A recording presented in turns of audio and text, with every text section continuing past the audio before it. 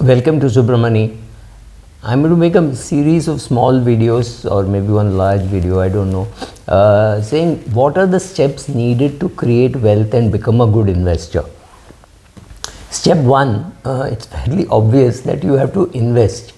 What happens is very many middle class people do not think of investing as a important activity of their life. For them it is like somebody said buy this share, so they buy this share, or somebody says invest in this mutual fund, so they invest in this mutual fund. It is not part of a planned program, if at all. The second one is people feel that by living frugally they will get rich. So let's get this very clear. To be able to make money in investments, first step is you have to invest. If you don't invest, you cannot make money. Saving more is very good but not enough. That is step one. Step two, investing is step two, it's not step one. So what I am trying to say is, first of all, you have to get your personal finances in order. Make sure you have adequate money to meet emergencies, right? Creating an emergency fund. Make sure that you have enough term insurance and medical insurance. Make sure that you have written a will, that your parents have written a will, or your children have written a will, depending on your age, especially if they have real estate. In fact, only if they have real estate, a will becomes so important. Will is also important for people with little more complicated life of having got married, divorced, or widowed, or losing the husband or losing the wife, and remarriage and more children. So if you have children from the first marriage and second marriage, or only from first marriage and not from the second marriage, these are little more complicated cases. In such cases, a will becomes even more important, but anyway, a will is important for everybody.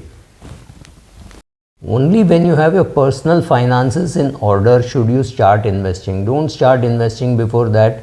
You will make losses, you will make a mess, you will come out of it bloodied, and then you will not get back into the market for a long time. Let's say you come into the market at the age of 23 or 24 and none of your finances are well organized, and you lose your father who is the earning member, and suddenly you realize that his finances were in a mess and you have lost money in the market. You will never come back into the market for 10 years. So don't hurt yourself by coming into the market a little prematurely.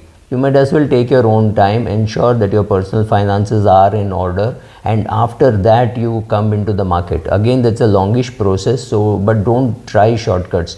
Shortcuts don't work in real life, so take your time, build your safety net, build your insurance, make your will, and then come into the markets. That makes more sense.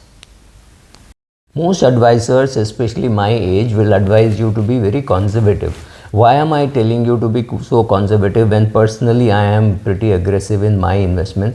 It's very simple. When you're more conservative, you can take more losses.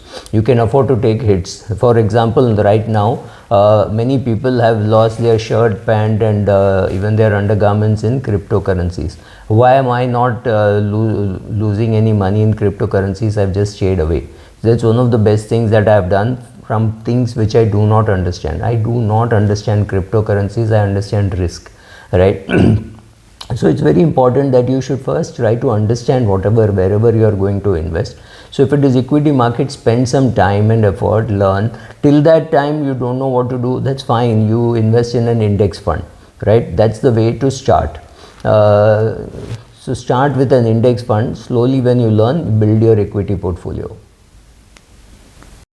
The advantages of starting very conservative is you can take more volatility. If your portfolio is conservative, you can take more volatility. So also, if you have built, even as a retired person, if you have built your basics, then you have a pension and you have some index fund. After that, taking risk becomes easier. Instead of people who go in and say, oh, I've got 2 crores for retirement and I'll put 1 crore into Yes Bank. I've actually seen a person do that, right? Yes Bank bought it 300 or 200 or something like that with retired money. With retirement money. This is ridiculous. So first, get the process right, get your will in place, get everything, your insurance, everything in place, and after that, when you start investing, you can afford to take more losses, and losses will definitely happen, especially if you try entering direct equity and not through mutual funds. Mutual funds also you will lose money, but perhaps less. The process for starting to invest is very simple. Let us say you're 22 years of age. You will anyway open a savings bank account. Open another account in any mutual fund, and that should be an ultra short bond fund. Could be any fund. Could be PGIM ultra short bond fund, Invesco ultra short bond fund, Aditya Birla ultra short bond fund. Doesn't matter. Open another account called index fund. It does not matter NSE or BSE or which fund house, but same fund house where you have your ultra short bond fund. Let us say you are earning money, and I'm taking a big round figure just for comfort. So let us say 25,000 rupees is what you can invest every month. Or 25,000, you're earning maybe 50,000 rupees, and 25,000 is what you can invest every month. Keep on putting the 25,000 into the ultra short bond fund.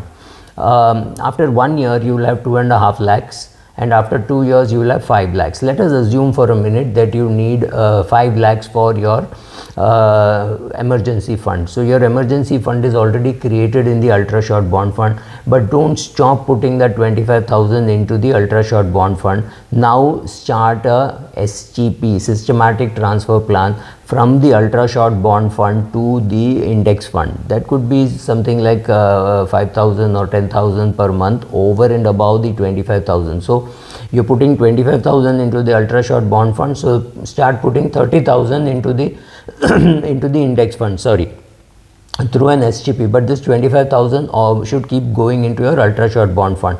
Now whenever you have a surplus, for whatever reason, somebody gave you money, you got Diwali money, you got some bonus, something like that, you start putting into your savings bank account and transferring it to your ultra short bond fund. So let it accumulate in your ultra short bond fund. Remember, 5,000 extra is going out of your ultra short bond fund, so it's fine. You will have something like 5 lakhs in your ultra short bond fund, and the remaining money will be in your index fund. So these 3 accounts you open, just don't worry.